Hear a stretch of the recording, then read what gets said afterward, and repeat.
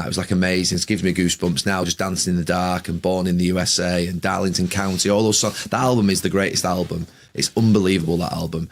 And my dad would play those songs, and he'd play Billy Joel, and it was amazing last year because it was actually on the Friday night. I think Thursday night I think he was on the night after. Yes. And I couldn't stay down for it. But I think Roy actually came down for Billy Joel on the Friday night, and then Bruce was back on the Saturday. But Bruce Springsteen blew my mind last. But what happened was we made sure that it was a song that represented the whole dressing room. That was the only thing that I wanted at the time, was for a song to be. So basically, not to have one kind of music, to have a different representation of music of everybody that was in our dressing room and their different lights. Yes. But going back to I was quite clearly at the time, we were coming out with some Rocky song.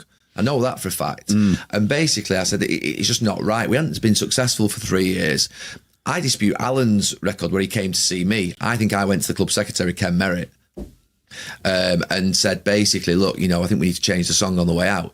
Alan says that he asked me about it. I'm not sure that's true. This is Alan Keegan, the stadium announcer. Yeah. But there's no doubt I was asked. I mean, if you look on the internet and say who put This Is the One on at Old Trafford, it'll say Gary Neville. This is not from recent times. This is going back historically. So Brian... Would you choose that track? Sorry to interrupt you, go on. So Brian might have played it before. No, Brian left 9 years before that. So if that song was being played back in sort of mid-90s and I'd not remembered it at that point, I wouldn't call Brian. Brian's not alive. He's a man of honour. I'd need to speak to Brian about when he said he wanted to play it. I actually saw Brian at the James gig at Blackpool when I was talking to Tim after. Oh, okay. He's a big James fan. I must admit, music as you come out, when the players come out, lift the crowd, etc. This is the one. It's got a short burst of sort of intensive, and it's actually quite quiet. Yeah, I mean there are ups and downs in the song, but I think it's not an inspirational "let's get at them," is it? No, neither's Dirty Old Town at Salford. But it's about Salford, Dirty Old Town, Dirty Old Town. Great track. And the players are coming out like that. Yeah, but what I'm saying is, it's about the most important thing about a song coming out to is not look. What you don't want before a game is the players getting up any more than they already are anyway. I mean, let's be clear. Oh, really? So you don't want to hype them? You didn't need to hype. I don't know the current Manchester United dressing room or in the dressing room that are playing. But what you want before a game is a player to be composed and, to be fair, to be in a position of sort of control. You don't want emotion running away by this idea that you're getting hyped up, because that's not good for a sports person or anybody going into a sort of a football match. Emotion takes away your energy sometimes. Passion's great, but that emotion sometimes, when it goes too far, can sap your energy and become a bit of a problem for you. That is a thing.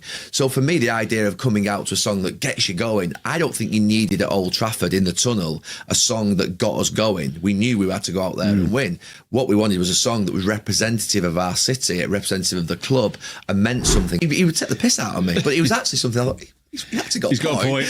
And then he actually said, but on an individual level, he said, all those hours that you've worked, all your life, thousands, hundreds of thousands of hours, all that practice that you put in, and you're putting an even little bit of importance on the fact that your colour of your underpants is disrespectful to the work that you've done. Rely upon your work, the preparation, the way in which you've sort of applied yourself. And it did really, to be fair, it always stuck with me that. When people say about superstitions and routine, I got into the same sort of routine that everybody else... You are DJ G-Dog B2B. Is that what it's...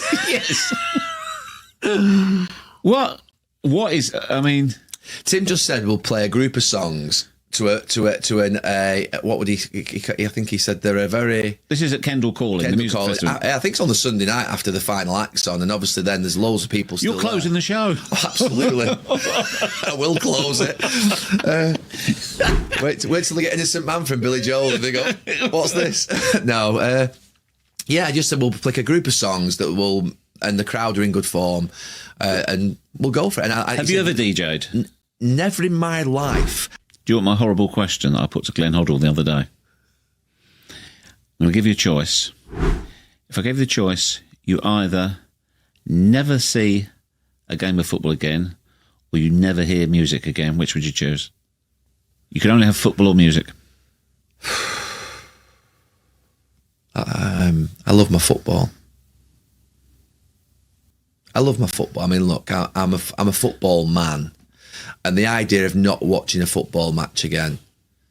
You know, yesterday I was at the cup final, obviously the Carabao Cup final, and to be fair, the team that scored in the last minute wasn't the team that I wanted to score in the last minute. Not that I wanted the other team to score in the last minute either. I didn't want any of them to win.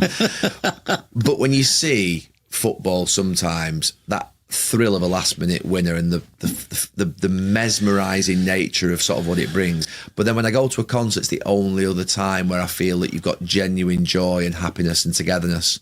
You know, it's a real special feeling when you go to a concert of everyone is there to enjoy themselves and be entertained. And that's the same with football. They're unique, both of them.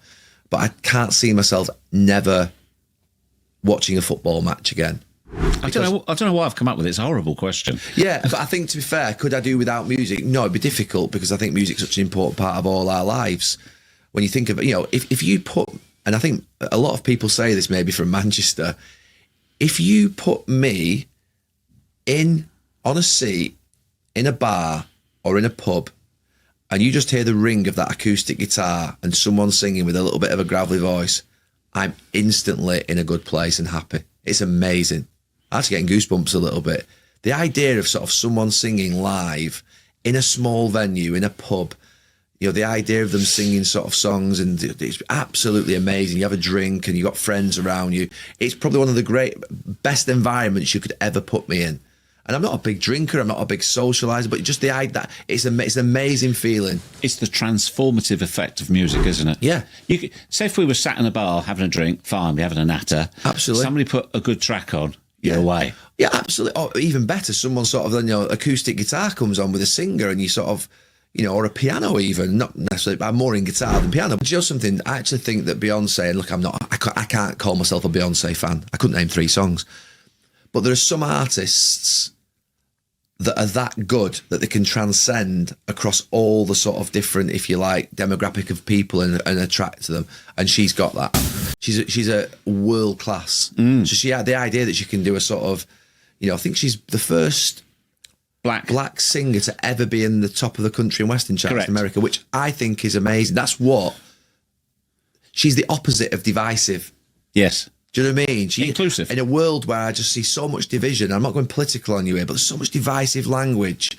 And I think that someone like that can connect people.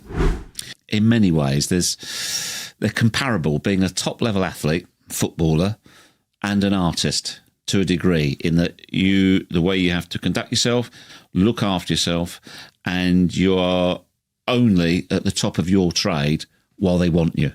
Now, that can be a manager wanting to pick you, or it can be the public wanting to buy your stuff. There is that, but then I see some of the sort of bands, and they've had a hell of a time, haven't they? I mean, compared to footballers. others dedicated, I think some musicians dedicated themselves to their craft, if you like, of their life, in the total opposite way you dedicated yours. Yeah, but what I would say is that, and I've seen a glimpse of it. I looked at Bruce Springsteen on stage last year, and I don't know this, but I suspect he's got a nutritionist. I suspect he's got a fitness guru. I suspect he's in the gym every single day. I suspect he's doing a lot of work to be able to go out there 3 times a week and do that 3 hours, because he looked absolutely fantastic. And we have had a couple of artists stay at our hotel in Manchester, and their demands around food, nutrition, sort of what would be access to gyms, yoga, Pilates, things, I see it a little bit. So there is a huge professionalism around, obviously, now these artists looking after themselves, because what they put themselves through in terms of that 2 hours of intensity on 3-4 times a week, that's what a football player does. They put themselves through that top 2 hours 3 times a week, and then they're training every single day. And you have to be absolutely on it for that. You know, if you take a chance with your preparation as a musician now, I suspect, or certainly as a football player, you'd be found out in 10 seconds. You know, the idea that you would damage your throat, I think if you were to abuse yourself with drink too much, or if you were to sort of not prepare physically, you wouldn't be able to then get out on stage and last. And, you know, we all know the sort of benefit. We're all a lot more sort of wise around health and training and physical health and mental health.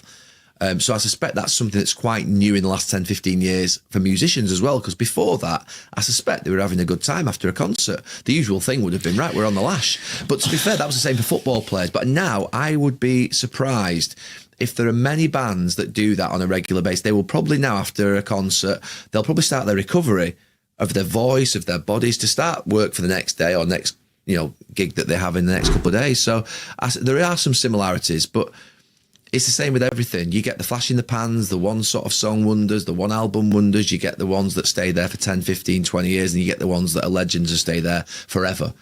Do you know what I mean? It's like, you're watching U2 last week 2 weeks ago in Vegas, and they've got Elvis up on the screen. Do you know what I mean? Elvis is there. Obviously, in Las Vegas, he's there. But Marilyn Monroe's there. And you just see these people who are legends of sort of what would be art and music, and they're never going to go away from us because they just transcended. Icons.